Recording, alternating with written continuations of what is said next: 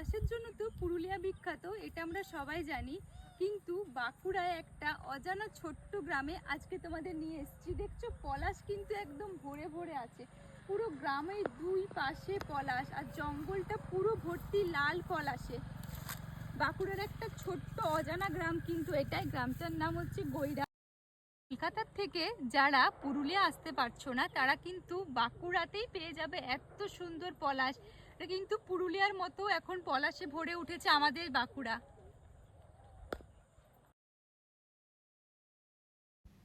কলকাতার থেকে হাতে একদিনের ছুটি নিয়ে আমরা রওনা দিলাম। চলো আজকে তোমাদের একটা পলাশের অদ্ভুত উদ্দেশ্যে। টাইপের পলাশ দেখাই, যেটা খুব রেয়ার পলাশ। পুরুলিয়া বাঁকুড়া এই অঞ্চলে যারা থাকে তারা জানে খুব রেয়ার একটা পলাশ। চলো তোমাদের সেই রেয়ার পলাশটা আমি দেখাই। এই যে আমি রয়েছি, আর আমার পিছনে এই যে রয়েছে লাল রঙের পলাশ, আর ঠিক তার পাশে হলুদ রং অর্থাৎ সোনালি হলুদ রঙের পলাশ। তোমাদের জুম করে আমি দেখাচ্ছি কিরকম ধরনের পলাশ। পলাশের নেশা মাখি চলেছি দুজনে, বাসনার রঙে মিশি শ্যামলে স্বপনে, কুহু কুহু শোনা যায় কোকিলের কুহুতান। বসন্ত এসে গেছে,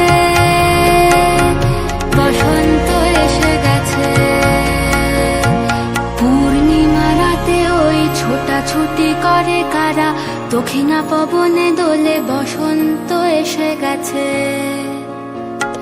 কেমনে গাঁথিব মালা, কেমনে বাজিবে বেনু, আবেগে